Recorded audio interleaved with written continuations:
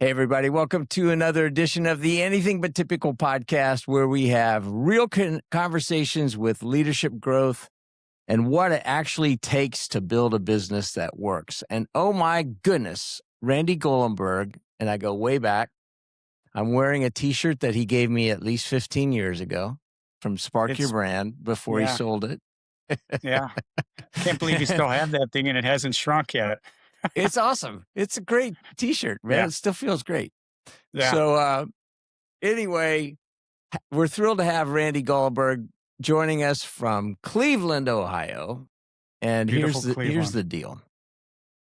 Beautiful Cleveland, 7 degrees today, and yet still Randy was out running. He is a beast.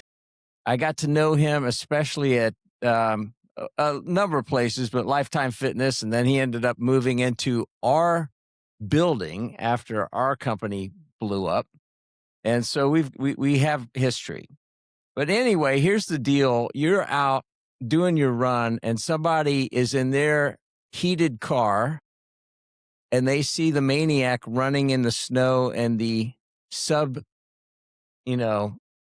freezing temperatures. And they're like, man, that must be Randy Goldenberg. Mm-hmm. Sure enough. And even in the midst of their car, they're talking to each other, but you can overhear everything that they're saying about you. What would you want somebody to say about you, Randy? What would I want someone to say about me? Yeah. They would probably say, Randy, weren't you going to be a doctor? But instead, you spent 14 years, 3 days, and 4 hours in your family business, which ended up in bankruptcy. Mm, But it turned out to be the best thing ever that happened to you mm. because for after that 25 I built a business for 25 years and then have gotten stronger by selling my business and now being part of something even bigger. My goal was, just find a way. I found a way. That is you, man. Yeah. I can't wait to unpack more of your story because I know some of it, but Randy, there's a whole gold mine in there Yeah. that I don't know. So I'm ready to go deeper. And Ben, you can do your Yeah. thing, then I'll No, I jump mean, in and Perfect. interrupt it as all I normally do. started when I graduated from the Ohio State University. And The Ohio State Yeah, University. the Ohio State University. I said to my dad, I really want to go to med school. And he said, go work in the family business. You're going to make more money. And Mm, uh, internal conflicts, personal visions. Was I somewhat of a trust fund baby? The last one in, first one out. I learned a lot. I really, mm. really learned a lot. I learned a lot about myself, growth, learning, commitment, when all of those things kind of went away. Um, and yeah, they were a big impact, but uh, I really learned that I could do anything, and you can do everything right, and you can still lose.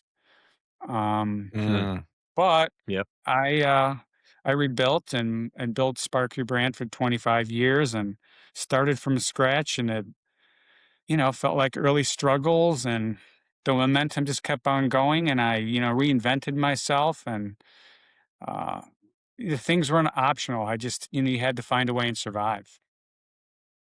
So, Randy, I want to go back to the family business that you're talking about. Share with us a little bit about your early influences into business in general, right? Growing up around a business or going into the business. Talk to us a little bit about what that family business was and your influences early on. Sure. I remember my dad driving me in the summertime to our caulk factory because he started a caulk business or bought a caulk business and built that caulk business significantly. But I was making boxes, filling caulk, and working in the factory in the summertime when I wasn't playing tennis. Um, a lot, more than 5 days a week, and uh, he built the business from really nothing. to, $1 million business, and then made acquisitions and inorganically grew over the years to, over $100 million. Mm. And then venture capital came in and ran things in a different direction. Uh, Wow. and it was a great, it, I look back on it and it was a learning experience. And you could have done one of two things: nothing, or find a way. And I've always had those behaviors and habits. It's, oh, I don't want to go to the gym, but you go to the gym. Um, oh, I need to take care of this customer. I need to find a new customer. I need to see what's happening. I need to do whatever it takes. So I think good behaviors and good habits lead to good things or great things. And I have had those instilled in me for years, and they're still with me. So I want to dig more into that. And ironically, we recorded an episode yesterday with a former Navy SEAL, retired SEAL, and Hmm. talked a lot about the things like discipline and doing the hard things, even Yep. when you know they're the hard things. Um, Talk to us more about how you maintain that today, because Gary and I were talking after that episode yesterday. Today it's so easy for people to change jobs after a couple years or get a little uncomfortable and just go online and complain, and yet you're talking about polar opposite: lean into the uncomfortable, do the hard thing. So how do you maintain that today after Right. so many years of practicing that? I've just been really big about, you don't control outcomes, you only control actions, Mm. right? Uh, and, Nailed it. and, bad things are going to happen. They're guaranteed, but the winners are the ones that you keep you moving and keep you going.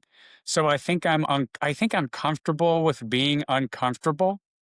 If you're comfortable with being uncomfortable, um, those some of those things could be good habits and behaviors that take you to the next level, whether it's family, business, or personal.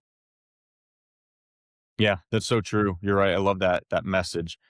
Um, so let's keep going. You talked about going into that business, venture capital going in, there being these Hmm. different things. So take us through towards the end of that business and your transition at the end to the next thing. Sure. So venture capital came in. We were an entrepreneurial company. Um, we had about 400 employees, a million square feet of manufacturing space, 7 plants in the United States. Our verticals were distribution, wholesale side of the business. We were selling retail, and then we had OEM. So I was responsible for the distribution, wholesale, and the retail side. And when someone or our clients said to us, we need 50 trucks for a 4th of July promo, we said, when do you want them? When venture capital came in, and no disrespect to the numbers guys, but when our clients were saying, well, we need 80 trucks for, a promo for the spring, it was, we'll see if we can get it done. So Mm. we're a very entrepreneurial company. I wouldn't say we were reactive. We were more interactive with our clients. And it was just a different ballgame. When venture capital purchased us, I think we added another couple hundred people. So we had probably three people doing the same job as one. Mm. And it was tough. I had three kids, and one day it was, we'll see you later. We don't need you. Really? Thank you for all the help. Came home with three kids, and you can do one of two things: nothing or find a way. Mm. So I found a way, and it was, I guess you could call it a blessing in a way. It was, something that was going to happen, and I just had to figure out a way to to get it done. Randy, what year was that? And I'm also curious, like, how long from the time of selling to venture capital Hmm. to the time that they said, see you later, alligator," to the time that they basically took the company down. It was about What was not, that timeline? I think 99, and it took it was a little over a year and a half before things went sideways, big Wow. time. Yeah, and it was unfortunate. It was really unfortunate. Yeah, We've seen and heard that story more than once, from very smart PE guys or VC guys, yeah. that come in, think that they know better than the operator, and, then we see the train wreck unfold. It doesn't happen all the time, but arrogance, is fuel for that fire, that's for sure. Hmm. Yeah, yeah. My neuroatypical mind, multitasking, kind of just took over and was able to do many things at one time.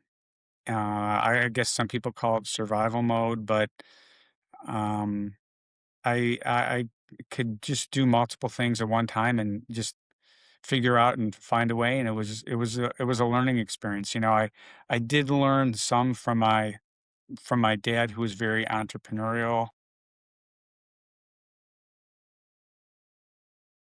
It was not wasn't expected, and at one time you just had to do whatever you needed to do to find a way to provide and protect for three kids and a wife. You're in Curious, that. go ahead. Go ahead, Ben. No, I was just gonna say you have that happen, right? You come home, 3 kids and a wife, you don't know what's next. Have you been thinking prior to that moment about what would be next, or was it truly, "Here's the moment, I've gotta figure it out"? Here's the moment, figure it out. That's a good question, Ben. You know, it was just rapid fire, and it was just something that I had in me that was resilient enough to do what it took to find something and start something. And when I left, when I was at the family business before I left, I was the senior VP of sales and marketing. So I had the marketing and sales department selling direct to merchants and retailers and distribution wholesale. And I was just getting calls from folks, Randy, we need help with a pitch at this client. Can you help us with some merchandising? Can you help us with some brand and packaging? Can you help us with some strategy? 25 years later, at that's kind of what unwound. So it was kind of nice being on the other side of the business, and coming over to the agency side. A lot of times the people on the agency side have never really been on the other side. So Mhm.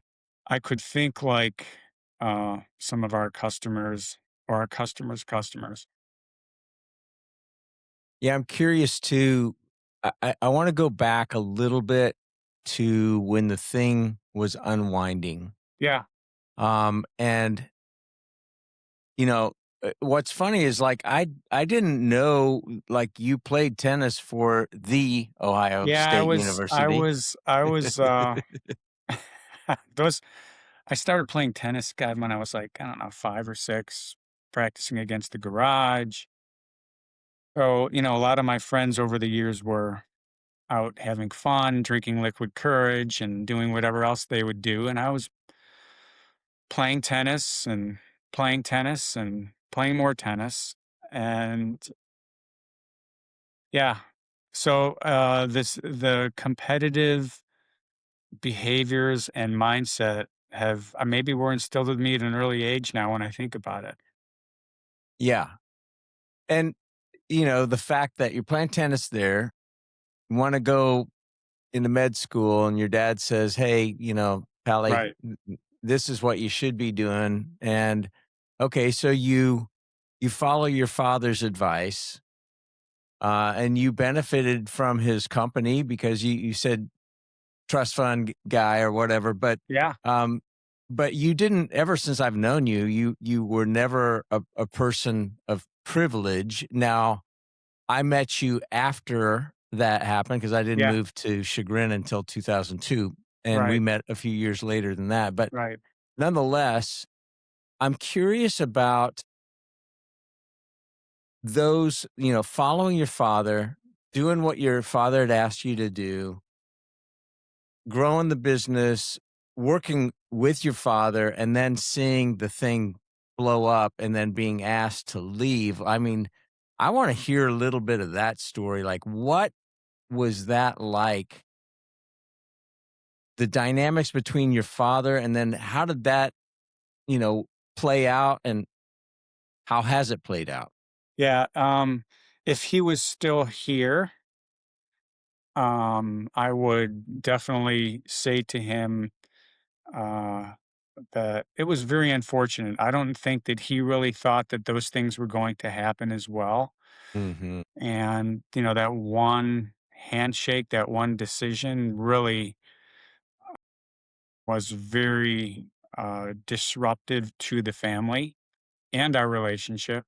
Mhm. But as I got older, and I'm old now, I have always just, thought that you really want to do for others, provide for others, whether it's your family or do the right thing for others. And I think he was doing the right things and not really realizing he was doing the right things and Mm. those right behaviors because I learned a lot from him.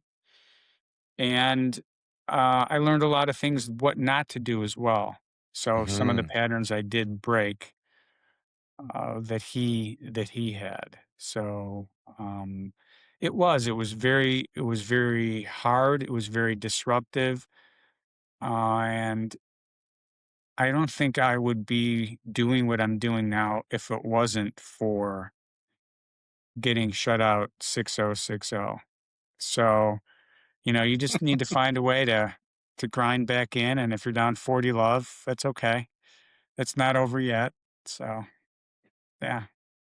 Talk about some of those things specifically that you felt like your father instilled in you, and then even some of the things that, you learned, like, "All right, I'm not gonna do that." I could write the book, The 10 Stupid Things People Do in a Family Business. I probably should. You should. I should write that book, The 10 Stupid Things People Do in a Family Business.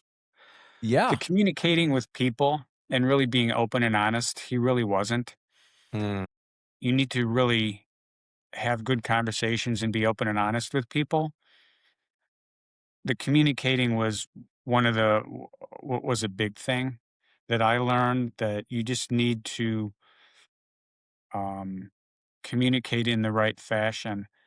I think that he was extremely entrenched in the business, even though having 500 employees, he kind of tried to micromanage things. And really, what I've learned now the past year is I need to be more Yoda and less Luke. So I need to really kind of sit back and listen and read the room and rely on others and let others, you know, do. And that's a good one. How I wanna go into that one a little bit. I mean, the communication thing is endemic, and it's epidemic, with every organization or, structure that has more than one person. I mean, it's just a huge deal. But Hmm. I really wanna go into this micromanagement thing. I mean, you got 500 employees and you're trying to that's first of all, it's not scalable and it'll kill you trying to micromanage that Yeah. stuff. But you Yeah. said you learned, you know, it, you know, over the years how to be a little bit more Yoda and less Luke. For anybody listening, that's Star Wars reference. So uh, look it up, Yeah. Google it if you don't know. Um, but I'm curious. Randy, like how have you been able to actually transfer, and move from more control, grip the wheel versus more contemplative, more delegation, et cetera? I'm curious. Yeah, it hasn't been easy over the years, and I'm getting better. But I think when you're in a leadership position and you want to be a leader, people follow leaders. You don't have to be the chairman of the company or the CEO. People know who leaders are and they follow those people. It's really all about the trust and having trust in people and communicating to people, and those people will follow. And just I don't think a lot of the employees and people had the trust in my dad. And I learned that and noticed that, and has not been easy because going Mm. from my five small person shop, I was in the weeds and doing a lot of things every day, and now going to a larger agency that has over 100 people. It hasn't been easy, but it's actually uh, good for me and good discipline for me to watch others and help become, that leader that others can become. What was that Randy, like? Oh, go ahead. Go ahead, Ben. Sorry. no, it's funny, Randy. When we're in person, we're in sync perfectly. It's like the half second delay on here is it changes it completely. It's funny. Yeah. Um, Yes. but no, I just wanted to keep going a little bit more into the leadership philosophy that you were talking about, right? Of being able to build the trust and things like that. I'm curious what some of the things were that you did early on in Spark Your Brand that basically set the tone for a different type of culture, right? One where there could be trust in the leader and in the company and things like that. Yeah, I mean, I was learning along the way. I was in the weeds, and I learned along the way about trust. I was always a believer that uh, people are very important, and you need to take care of the people just like their family.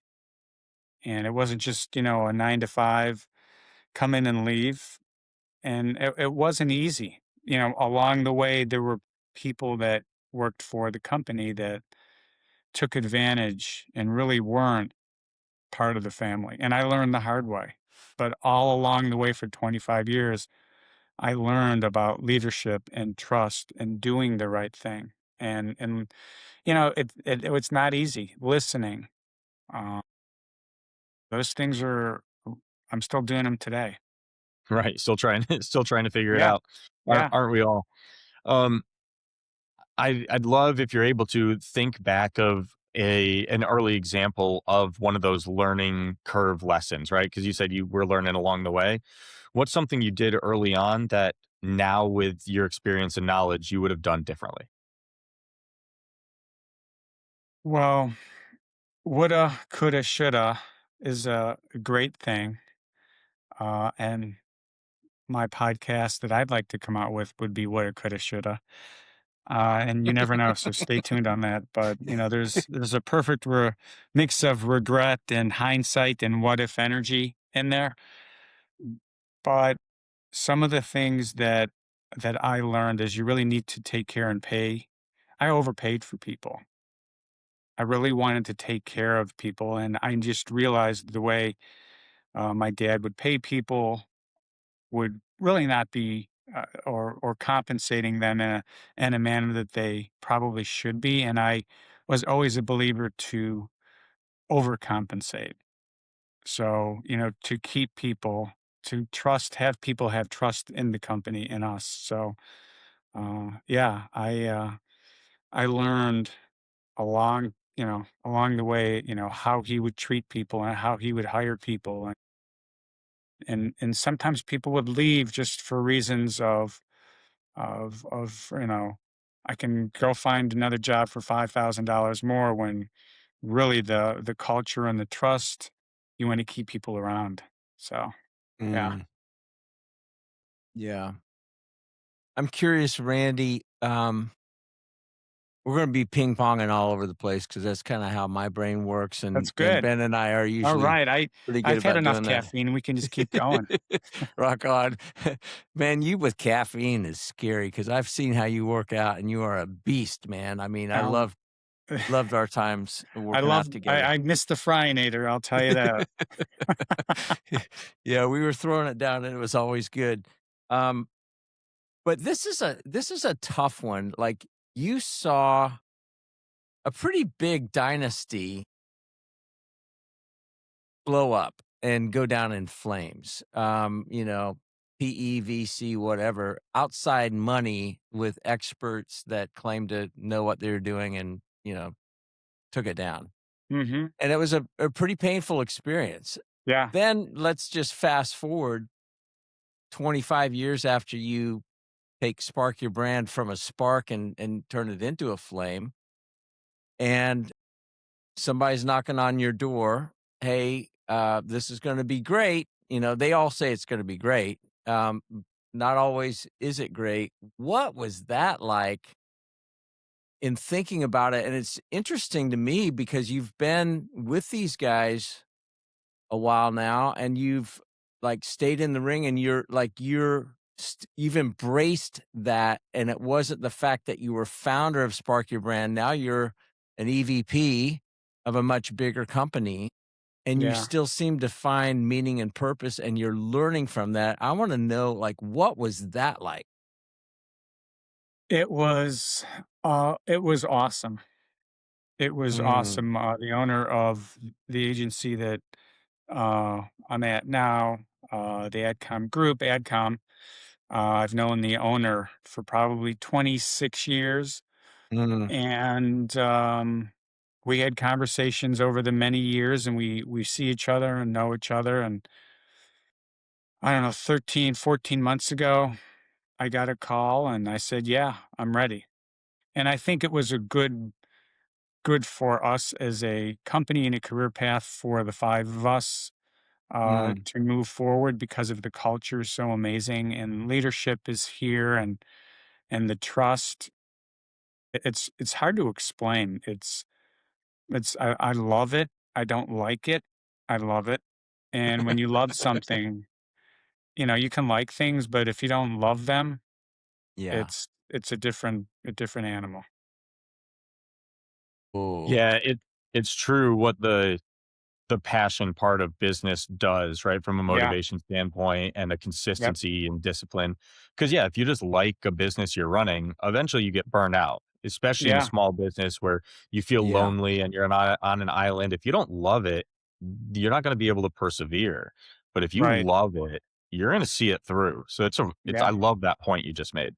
Yeah, I love it. I love, the people. Yeah, my wife's like, "Randy, you sold the business. What's wrong with you?" And I'm like, I just it's like it's like running a marathon at the marathon doesn't start till 20. I hit mile 20 and now I'm like, "Okay, I'm ready to kick it in. You got 6 more miles left." Or not, yeah, 20, yeah, Yeah. 6 more miles left. Yeah. 6.2 That's right. left. It's just phenomenal, fantastic. And I can't step back, at my age. I need a purpose. I need chaos. I need things going on. I think that certain types of chaos is healthy. Just doing nothing. I couldn't do nothing, Yeah. but I like Yeah. chaos and doing multiple things and just doing for others and doing the right thing. I can sit now. I don't want to look back at the past because when you look back at the past, you get depressed. If you fact find in the future too much, you have anxiety. I'm learning how to be present. It's very Mm, easy to say, let's be present. Um, but I try to wake up every day and this is going to be the best day ever and try to be present. But probably when we get off this podcast, I'll be scattered in 55 different things and I'll be thinking about this and that. But at the end of the day, at least I'm having some awareness of what's happening. yeah. Yeah. Go ahead, Ben. You got something. So, Gary, I can see the contemplation happening in your brain. Both of those points, right? The love, not like, and then the Yeah. finding a way to be present. The philosophies that you're living by is really what we're getting into right now, right? It goes Yeah. so much more beyond business. But Right. something that I'm really interested in with us hitting on this topic is how you implement these philosophies that you live your life by into business and into leadership. Because I think a responsibility that business leaders can have is to be able to instill some lessons and guidance to employees on things like being present and stuff like that. I think behaviors and actions speak really loud. I'm not an authoritative type of person that says this is what you need to do. Um, I think actions and sometimes being the first one in, the last one out, or being, I don't need to. I need. I would rather be the most interested person in the room, not the most interesting. Ask lots of That's questions, good. right? Ask lots of questions. Be interested, no matter what you're doing. Um, if it's like Randy, you're asking too many questions. I mean, maybe I should have been a journalist, although I was a journalism and marketing major at Ohio State, so I had a double major, and maybe I could have had a seat at the desk in one of the media uh, connections. But asking lots of questions, and sometimes I ask too many questions, but that's just how I am. Well, I was told that I got asked too many, or that I would ask too many questions all the time. So then I just created a podcast, and now I'm supposed to ask questions. So it works out great, right? Yeah, but that's Come yeah. on, Randy. Start it. Yeah, asking lots of questions. I mean, I don't know, Ben, what your background is, or if you like to work out, or Oh, what type yeah. of things what Yeah, Ben likes to. yeah. I Yeah, did I did 3 sports in college, and then I competed in CrossFit internationally after. So sports and fitness have been a pretty big integral part of my life.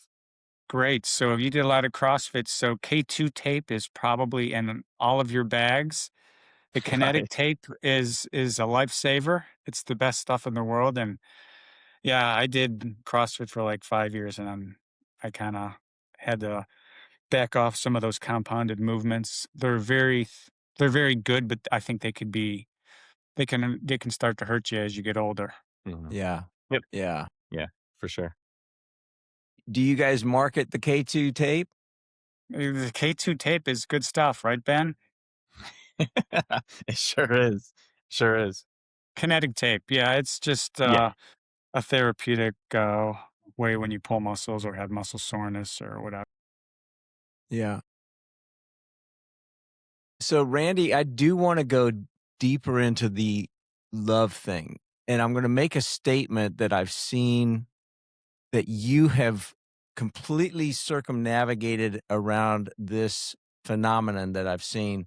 Whereas founder sells their baby, thinks it's going to be great, and maybe it is, but they take the money and then kind of like what happened to you. Hey, we got it. See ya. And let's just say you got your money.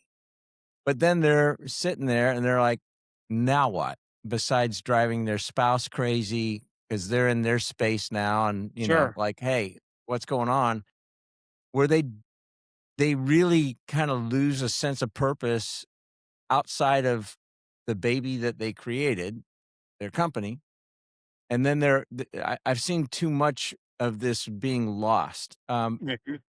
Now you had seen this train wreck and disappointment and, calamity that you had to kind of rise out of those ashes.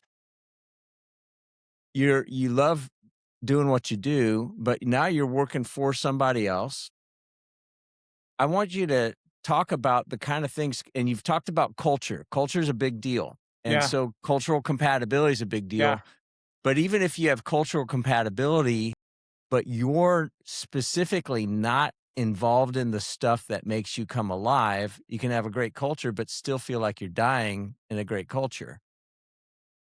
Talk to us about the awareness that you built over 25 years of your own business and the kind of things that you love doing and the kind of things that you shedded, you hated doing that you actually were able to shed, and how that has been applied where you're at now. Yeah, so my unique ability is hunting. But yeah, you Hunter, you are good at it. hunter, find it. I'm gonna find it. And if someone says no, I'm gonna figure out how we could get someone to say yes.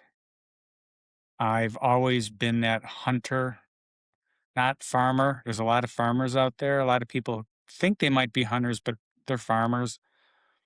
But the things that my unique ability is I can now really focus on what I really love to do and hunt.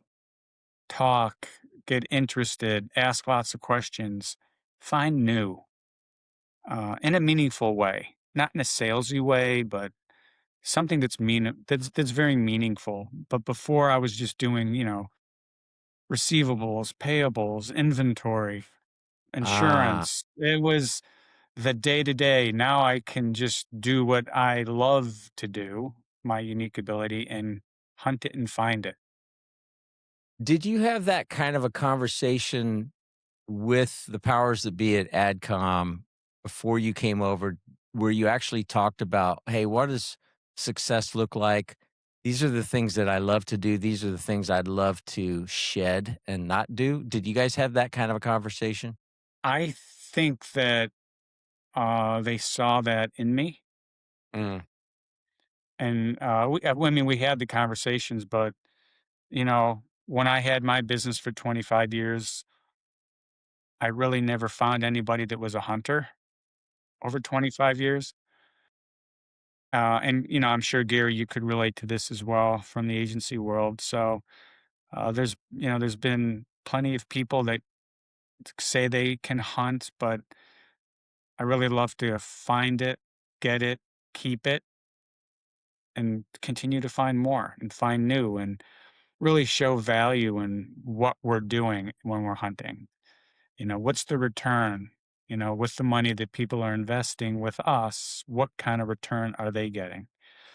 That's really the important thing as well. And I did that with when I had a smaller business. The money that somebody can invest with us, what did you get in return? You invested $100,000 with us, but you got return. You got a purchase order from a retailer for $4 million. right. Those are the value. That's the value, that I wanted to have our clients and have us see.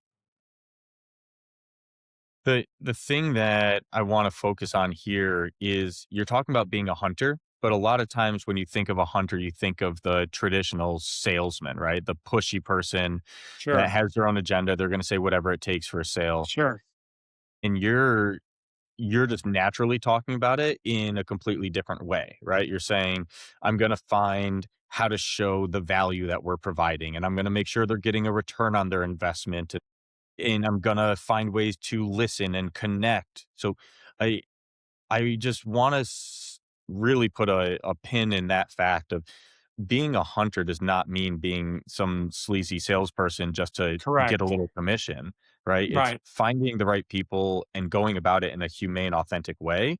There's so much more success and consistency there because you're not just going to have a sale and then somebody's going to leave you because you just did a bait and switch type thing. And I love hmm that approach you're taking. yeah, yeah. I'm not going to be the smartest person in the room, but really, what I want to do is be able to show the value and get a return, so we can continually have more conversations and have more business relationships. Not only now, but what are we doing for the future? So there are two things that I've got going on in my mind that are going in different directions, but I want to get to both of them. But one of them is I remember um, when you had moved into what was the InvestLink office building in Yeah. Chagrin Falls, Yep. and you were upstairs in your office, and you were actually in my old office. I know it's crazy. It It was is my like old office, and we it's built that. We built that That's that amazing. place out. But it was kind of surreal to go up there and meet with Randy. But one of the like I remember you were a member of an EO forum, Yeah, and you got it was like an EO incubator thing that you had to go through a lot of hoops to get into this.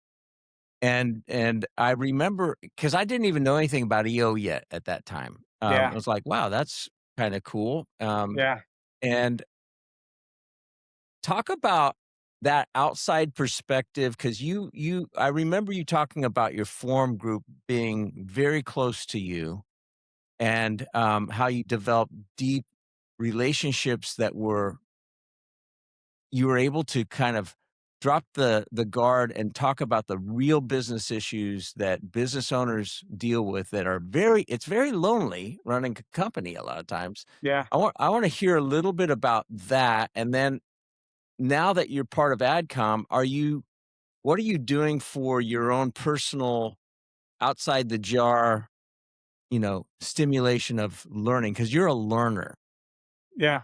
So I've been a member of EO, the entrepreneurship organization that you mentioned, for going on 15 years now. So EO is a world renowned organization similar to Vistage. And in Cleveland, I think we have 140 companies that are in our membership here in Cleveland, but it's world renowned. And really, what I like the most about EO is, there's a lot of learning experiences, and we bring in CEOs and talking. But I like my forum because we talk about everything is broken down into family, business, and personal, and it's in this gestalt, safe, non-judgmental place. And the people in my forum, there are eight of us. It doesn't matter how many zeros you have in your business. I was a smaller company. There were people that had 50, there were people that had 150 in my forum. But no matter what, how many zeros we had, we're all going through the same stuff, whether it's business, Mhm. personal, or family. And I really like that environment and talking about that because I could relate to those forum uh, meetings. And I'm still a member of EO. I love it. I go every month to EO and have my forum, and it's kind of nice just to put the phone away, no computer, and talk about things that are happening. Yeah, Yeah, that's really good. yeah. For anybody listening, if an EO forum isn't available or if you just don't find the right people that are jiving with you, find some group, whether it be Vistage, C12. There are tons of groups out there Hmm. that will allow you to get into a safe zone with other people that, just because you belong to the same country club or whatever, like, doesn't mean that the person that's been at Bank of America for 25 years can relate at all, because they can't. I can't, not at all on some of the things that we go through as entrepreneurs. Um, I want to move the question because both of us were in advertising, Hmm. and advertising has changed a lot in the last 25 years, Yeah. 26 years. I mean, it's changed, like it's been through tumultuous change, Yep.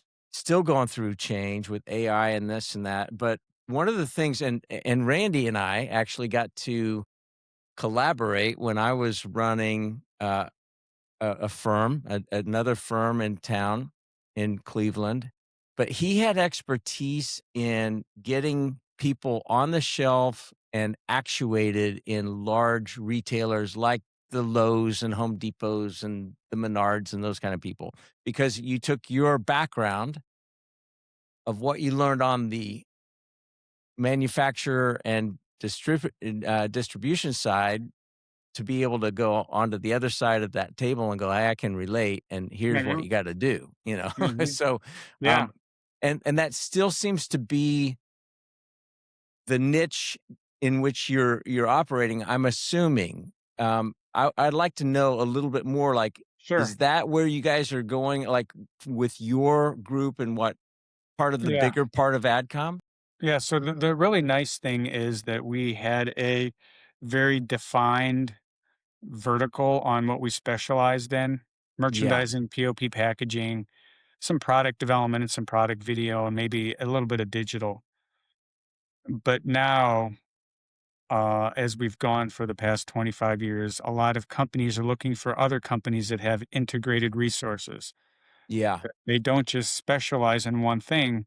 So the timing was perfect. So now joining over here, besides what we offer, we can offer other things: strategy, branding, media, a whole digital, analytics, the research, everything. And we can all put it into one and offer clients multiple things. So if a client doesn't need merchandising help or something or packaging, they might need help on the digital side or e-commerce side or some research or analytics. So it's really been a good marriage, a good combination of things and what's happening out there right now. Yeah, that's cool to be able to, I mean, as a hunter, it's nice to be able to have more arrows in your quiver. Yeah, absolutely. Yeah, and we're just in multiple verticals too. At the time, we at Spark were very focused, like you said, on the retail Yeah. distribution wholesale side. Well, we are consumer products and building materials, but then we also have transportation, we also have finance, we have healthcare. So we have multiple verticals too that now we can offer uh, excellent and great return and services for our clients. I want to back up a little bit because I'd be remiss if we didn't hit on this during the episode. But you mentioned earlier with the acquisition with AdCom of being able to get to a point where you were able to say, yep, now's the time. Right. And talked a little bit about things like structural fit, cultural fit, timing, things like that. But um, for the listeners and the viewers, take us through what that acquisition process itself was, right? You get to the point, you say, yep, I'm ready to move forward. What does it look like after that?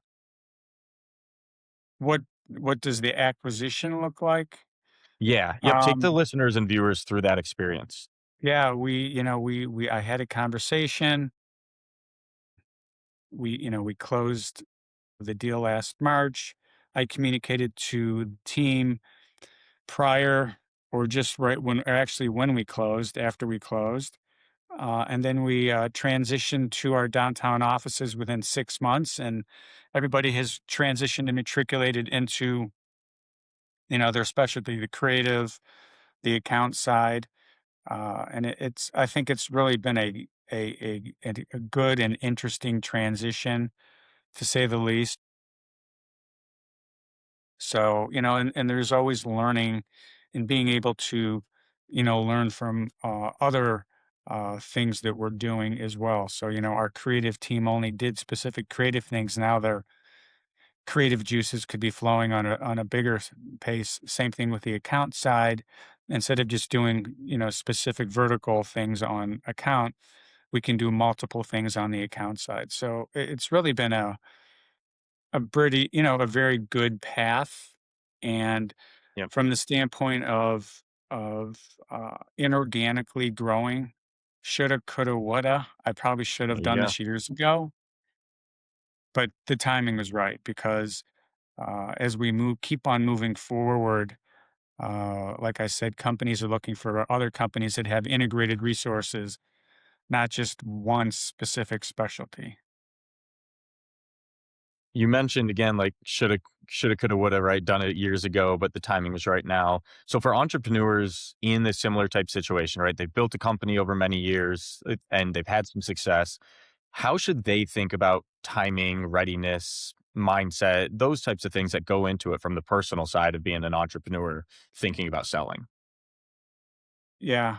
Um, I was thinking about this 8 years ago, and Uh, it was just a point where when you're an entrepreneur, you uh, want to do a little bit of everything, and you're doing so many things that years go by, and you're like, okay, I'm still in the same place I was 5 years ago because you're doing everything instead of inorganically growing. Organic growth is okay, and it's very hard depending on where you're in and what space you're in. But if you really want to grow your business the inorganic way, I think through acquisition or buying others is really the way to get to that next level as an entrepreneur. And no disrespect, there's a lot of people that say they're entrepreneurs, but they made their hobby their Mm. business. And that's a whole nother discussion that we probably could have. But, when you make your hobby your business and you're an entrepreneur, that could be a really dangerous thing as well. That for somebody listening to it without really going into this, could think that what we talked about earlier with loving something and being passionate about something, that contradicts what you just said. Okay. And I don't think it does. So can you talk to us a little bit about the difference of what you mean there, of loving what you do, but it not necessarily needing to be a hobby of yours or something you I, want to do outside of work? I think loving what you do is employees, suppliers, everybody else comes first. You come last. That's what you do when you love. When you're an entrepreneur that made a hobby your business, you're kind of thinking in I think, a different way, in a different perspective. And instead of thinking, where could I be 6 months from now, or a year from now, or 5 years from now, you're thinking about what's going to happen tomorrow. Where can I be tomorrow? And so it's a lot of different things. Now, I'm not saying that there aren't people that have made their hobbies a very successful business, but just from experience, there are many people that have made their hobbies their business, and it's really been hard for them to grow that business in an inorganic way because they are the business. Mm. Man, uh, Ben, we could almost lay over the tape from the Navy SEAL from Right? Tim Crookshanks and overlay that to what Randy said, where he said, loving what you do, employees, suppliers, customers come first, I come last. That's right. Man, That uh, that is another like golden nugget in this thing. And not everybody subscribes to that particular subscription. That Right. like not everybody does. And what's interesting to me about this is like you and this Navy SEAL who's retired, and he's building a very cool company. Um, but that same mindset, and yet both of you still take care of yourself. Like you are out there at 7 degrees this morning running. You're very disciplined and you're taking care of yourself. Talk about what could be perceived as a conflict. Wait a minute. Self-love, taking care of yourself, being a good steward with the body that you've been given, enjoying being around people, but also that being juxtaposed or next to this notion of officers eat last. I'm going to take care of other folks Yeah. first. Yeah. No, yeah, that is very true. I don't know. It's just my mindset that you're absolutely right with the Navy SEALs. I mean, David Goggins, who's a Yeah. very prominent he's the best and talks about that, you need to do for others and put other people ahead of you. And like you said, you can eat last, but you just need to find a way, and you just have to have those habits and those behaviors. Um, that's what I've always had those. I've always had those habits and behaviors. Yeah, because Ben, you brought this up yesterday in that conversation, which is like there's this whole, self-love movement and like, hey, you gotta take care of yourself first, your oxygen mask first. And there's some truth to that. Yeah. Like if you're not being a good steward with your body and you're not sleeping and you're not eating correctly and you're not exercising and you're not mentally stimulated, you're not dealing with these other things that are important, you're not gonna be at your best and you can't serve very well. But you have to have that mindset of, "It's not about me. It's really not about me, and And Yeah. it's you hard. serving me." It's hard. It's hard. It's hard to make it. It's not about you. Um, yeah, you're Yeah. It's right. almost as if in that sense, Gary, of what you're talking about, and you're 100% right? If there's a few of those things missing for me, I'm a worse leader. I'm a worse parent, right? Like it just carries through to everywhere. So it's almost like you have to take care of yourself in order to serve other people, right? And that's how it can still be selfless without being selfish. But yeah, you can't neglect yourself because you're making a great point, Gary, that all that goes away. You could have the best intentions in the world, but if you're not taking care of yourself, you're just not going to show up nearly as well as you could otherwise.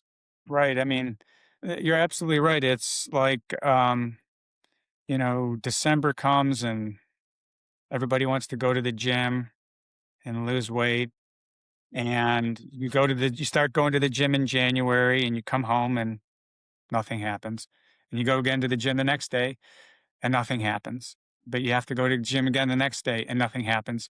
But maybe 6 months from then, something will start to happen. And it's just all about, like you said, Ben and Gary, it's those habits and the daily routine that do that. That's been a pretty big theme for this episode, hasn't it? Yeah. It's yeah, I mean, I didn't become a doctor, but I did learn how to survive, rebuild, and create something meaningful. And if there's one thing I know, it's no matter what happens, you can always find a way. That's my feeling. Yeah. Yeah. Yep. I love it. That's amazing. Gary, before we wrap this up, any final thoughts or any rabbit holes that are still digging at you want to make sure we go down? This has been really good. You gave me additional color on things that I knew a little bit about, but not enough. And I can say, having known Randy for a long time now, this isn't just, hey, let me talk a good game. You live it. And what he didn't talk about was he also. Are you still going to the boxing gym, Kings? Not boxing. I'm not really mitt training Yeah, anymore. I but do you miss were it. fierce. I was boxing for I don't know how many years. A lot of mitt work. I wouldn't Yeah, get in the ring and yeah, get knocked around, but that was just part of the routine. I miss that gym, but yeah, it was really fun. It was something that even though I wasn't boxing, I was taking shots to the face and the head every day. So yeah, yeah, yeah. yeah, Randy, Randy, thank you so much for being a part of this and yeah, joining us for today. We yeah. really Thanks. appreciate it. What would you like to leave the listeners and viewers with before we send them to check you out more? Any final thoughts from you? Yeah, I mean, just like what I said before is, even like I said, even though I didn't become a doctor, I did learn how to survive, rebuild, and create something. And, no matter what happens, you can always find a way. I'm a big believer of that. You just got to find a way. Yeah, we cannot repeat that enough. So yeah. Yeah. thank you again. Where can the listeners and viewers go to check you out or check out the company, wherever you want to send them? They could check me out on LinkedIn. I'm on LinkedIn at Randy Goldenberg. I am on Instagram. You could find me on Instagram every once in a while. I'm on there as well. That's a whole nother story that could be more religious, as Gary would know. So, Yeah, yeah. what's your handle there? It's pretty So, funny. just to make a long story short, on Instagram, I'm Jew in the pew, and I've been going to mass for 10 years now every week, and the homilies are make me present, so they're great. That's cool. Yeah, Yeah. I just love your teachability, the humility that you have that's blended with your passion yeah, for what you do. Like you've never been a sit back and just let somebody else feed me kind of person. And I just love that whole blend of what makes Randy Goldenberg uniquely Randy Goldenberg. So, yes, Randy, thanks for being on here, man, and thanks for being yeah, my friend, and thanks for yes, giving me this really cool yeah. T-shirt. I miss I that scarf shirt, man. I wish Ben I had one for you, but you